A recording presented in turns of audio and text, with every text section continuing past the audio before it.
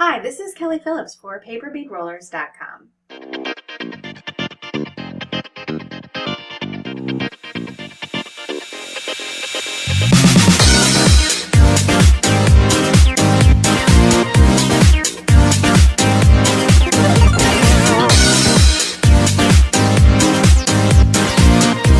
Let's talk about glitter.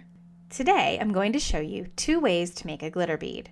I love glitter. It adds a sparkle to your jewelry and, used as an accent, can really dress up a piece. When you're using glitter paper to make beads, there are a few things to think about. Here are 2 glitter paper strips cut 2 different ways. The first strip is triangular and comes to a point at one end. The second strip is technically a trapezoid shape, which is a slightly smaller width at the bottom end of the strip.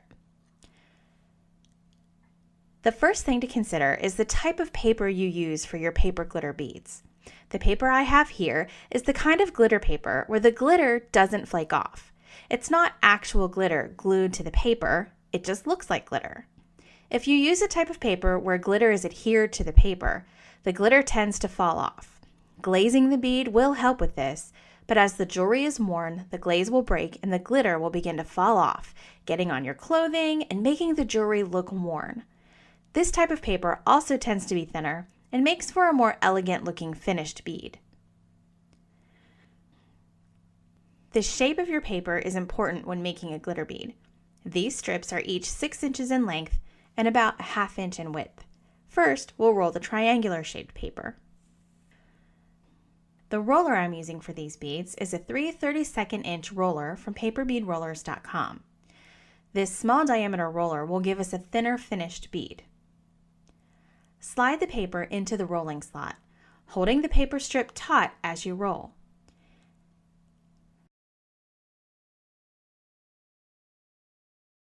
Keep a medium amount of pressure. You want the bead to be tight, but not so tight that you struggle to pull it off the winding pin.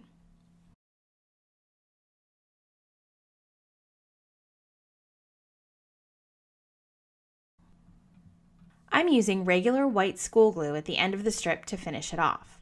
If any excess glue seeps out of the sides, just smooth it over on the bead. It dries clear, and with most papers, you won't see it afterward. When you're dealing with a paper that is coated or shiny, you will need to hold the end of the strip in place a bit longer than if you were using uncoated paper. Glue dries almost instantly on uncoated paper. However, this is going to take a little bit of extra time before I release the end. Here you can see where I release it too quickly. I'll just press it down and hold it a little bit longer. When the glue is dry, use your fingernail to slide the paper bead off the winding pin. Now you can see that the triangular shaped strip made a diamond shaped bead. Now let's try this trapezoid strip. Slide the wider end of the paper strip into the rolling slot. Roll it, keeping an even pressure on the strip.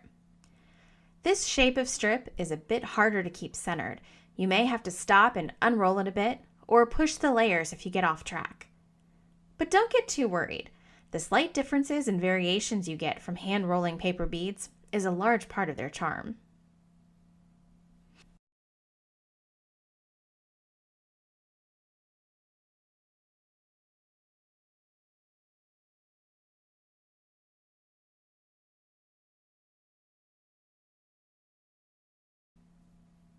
I'll use a different method to affix the end of this bead. I find with beads ending in straight cuts, using glue dots can keep a tighter seal. Be sure to apply the dots right to the end of the strip and press down firmly.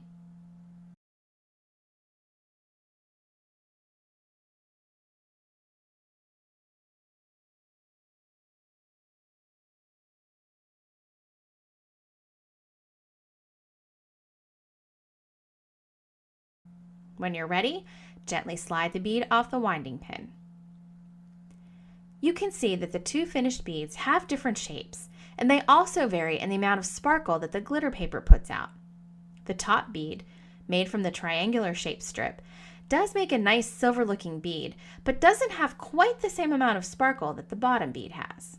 Another possible downfall of the triangular shaped strip is that the edges of the paper that are not covered in glitter can sometimes show through. Tips to remember when making glitter beads. Use paper that looks like glitter but does not have actual glitter adhered to the paper. End with a straight cut edge to show off the glitter and shine. Thank you for watching. I'll see you next time at paperbeadrollers.com.